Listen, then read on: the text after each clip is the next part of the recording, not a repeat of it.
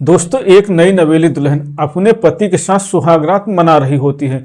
लेकिन सुहागरात मनाते मनाते उस दुल्हन के मन में पता नहीं क्या आता है कि वो अपने ही पति की हत्या कर देती है। दोस्तों, ये कहानी जब लोगों को पता चलती है तो लोगों को यकीन नहीं हो पा रहा था कि एक नई नवेली दुल्हन अपनी सुहागरात में ही अपने पति की हत्या कैसे कर सकती है। दोस्तों, जब आप लोग भी इस कहानी को सुनेंगे तो आप लोगों को भी यकीन नहीं होगा कि ऐसा कैसे हो सकता है। इसीलिए पूरी कहानी जानने के लिए आप लोग बस कहानी में अंत तक बने रहिएगा। नमस्कार दोस्तों, मैं हूं राजन यादव। आप सभी का स्वागत करता हूं अपने YouTube चैनल पर एक नई कहानी के साथ। आशा करता हूं आप सभी लोग स्वस्थ होंगे और अपने परिवार वालों के साथ मस्त होंगे। दोस्तों, कहानी में आगे बढ़ने से पहले आप सभी लोगों से एक छोटी सी रिक्वेस्ट है। अगर आपने अभी तक हमारे चैनल को सब्सक्राइब नहीं किया है तो प्लीज चैनल को सब्सक्राइब कर लीजिए और वीडियो को लाइक कर दीजिए। तो चलिए कहानी को शुरू करते हैं। दोस्तों, सच्ची कहानी उत्तर प्रदेश के गाजियाबाद जिले की है। गाजियाबाद जिले में एक परिवार रहता था। उस परिवार के मुखिया का नाम था श्यामलाल। श्यामलाल के परिवार में उनकी पत्नी के अलावा उनकी 4 बेटियां थीं। वो एक छोटी सी प्राइवेट नौकरी करके किसी तरह से अपने परिवार का खर्च चलाते थे। उनको अक्सर अपनी बेटियों की शादी की चिंता सताती रहती थी, क्योंकि उनकी बेटियां धीरे धीरे बड़ी होने लगती हैं। इसीलिए जब बड़ी बेटी अनीता की उम्र शादी के लायक हो जाती है तो उसके लिए लड़का ढूंढना शुरू कर देते हैं। क्योंकि उसके बाद 3 बेटियां और थी, इसीलिए वो अपनी बड़ी बेटी की शादी में ज्यादा देरी नहीं करना चाहते थे। इसीलिए उन्होंने अपनी बड़ी बेटी अनीता को 12वीं के बाद पढ़ाई भी नहीं करवाया था और उसको घर के ही काम सिखाने लगे थे, जिससे शादी के बाद उसको अपनी गृहस्थी संभालने में कोई परेशानी ना हो। दोस्तों, काफी कोशिश और तलाश करने के बाद श्यामलाल का एक दोस्त उनको एक लड़का बताता है उनकी बेटी अनीता की शादी के लिए। वो लड़का काफी पैसे वाला था और उसका घर भी बहुत अच्छा बना हुआ था। लेकिन उस लड़के में एक परेशानी थी। उस लड़के के पैर में पोलियो हो रखा था, इसीलिए उसका एक पैर काफी कमजोर था।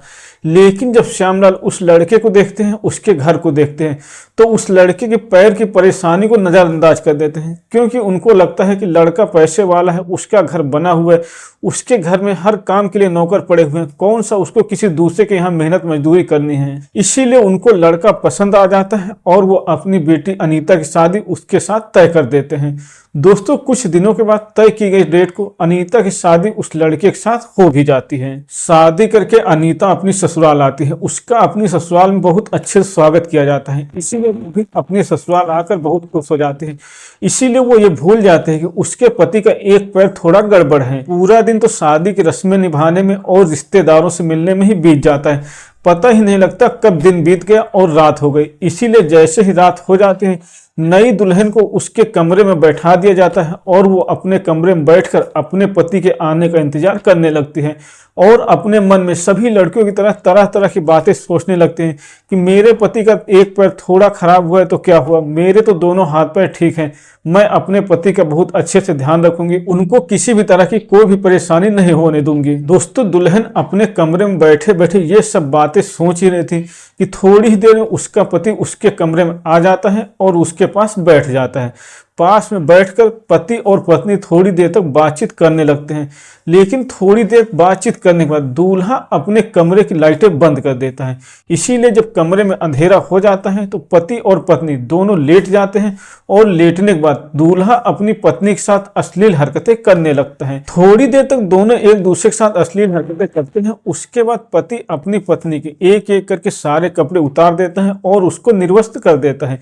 निर्वस्त्र करने के बाद पति अपनी पत्नी के साथ शारीरिक संबंध बनाने लगता है, उसके साथ सुहागरात मनाने लगता है और वो काफी देर तक अपनी पत्नी के साथ शारीरिक संबंध बना रहा होता है।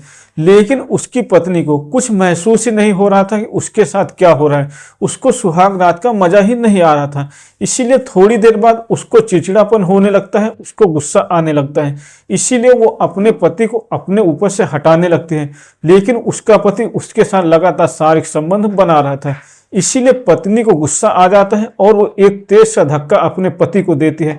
इसीलिए जैसे ही पत्नी तेज से धक्का देती है, पति उसके ऊपर से हट जाता है। दोस्तों, जैसे ही दूल्हा साइड में बैठता है, उसकी दुल्हन की नजर उसके प्राइवेट पार्ट में पड़ती है। तो देखते हैं उसके दूल्हे का प्राइवेट पार्ट तो बहुत ज्यादा छोटा है। इसीलिए वो गुस्से में अपने पति से झगड़ा करने लगते हैं कि एक तो आपका पैर खराब है, उसके बाद ही मेरे घर वालों ने मैंने आपसे शादी किया, लेकिन आपका तो सामान भी खराब है। जब आपका सामान किसी किसी काम का नहीं था, तो आपने मेरे से शादी क्यों की? लेकिन उसका दूल्हा बोलता है कि तुमने और तुम्हारे घर वालों ने मेरे से नहीं, मेरे घर से और मेरे पैसों से शादी की है। लेकिन इसके बाद उसकी दुल्हन बोलते है कि आपने तो मेरी पूरी जिंदगी खराब कर दी, आपके साथ में रहकर तो मुझे कभी भी पति का सुख नहीं मिलेगा, इससे अच्छा है कि कल मुझे आप मेरे घर वापस भेज देना। दोस्तों, अपनी नई नई दुल्हन की ये बातें सुनकर दूल्हे को बहुत ज्यादा गुस्सा आ जाता है, इसीलिए गुस्से में अपनी पत्नी के साथ शारीरिक संबंध बनाने की कोशिश करने लगता है। लेकिन काफी कोशिश करने के बाद भी उससे कुछ नहीं हो पाता है, क्योंकि कोशिश करने से किसी का सामान, किसी का प्राइवेट पार्ट बड़ा नहीं हो सकता है। जब दूल्हे के काफी कोशिश करने के बाद भी दुल्हन को कुछ भी महसूस नहीं होता, तो उसको बहुत ज्यादा गुस्सा आने लगता है और वो अपने पति को जोर से एक धक्का देती है। इसीलिए उसका पति बेड से नीचे जाकर गिर जाता है और उसके सिर में चोट लग जाती है, वो बेहोश हो जाता है। लेकिन काफी देर तक जब दूल्हा नहीं उठता है तो दुल्हन का गुस्सा शांत होता है और वो अपने दूल्हे को उठाने की कोशिश करने लगती है। तभी उसको पता चलता है कि उसके दूल्हे की तो मौत हो गई है। दोस्तों, इतना पता चलते ही दुल्हन डर जाती है और वो चिल्लाने लगती है। नई नई दुल्हन के कमरे से चिल्लाने की आवाजें सुनते ही उसके घर के सभी लोग आ जाते हैं और तुरंत अपने बेटे को अस्पताल ले जाते हैं। लेकिन उसकी तो दोस्तों मौत हो गई थी। इसीलिए ससुराल के लोग दुल्हन के खिलाफ पुलिस में FIR लिखवाते हैं। पुलिस आती है और दुल्हन से पूछताछ करती है, तो पुलिस को सारी बात बताती है कैसे उसके साथ धोखा हुआ है। दोस्तों, दुल्हन पुलिस को बताती है कि मेरे पति से कुछ नहीं हो रहा था, वो किसी काम का नहीं था, इसीलिए मुझे गुस्सा आ गया और मैंने अपने पति को धक्का दे दिया।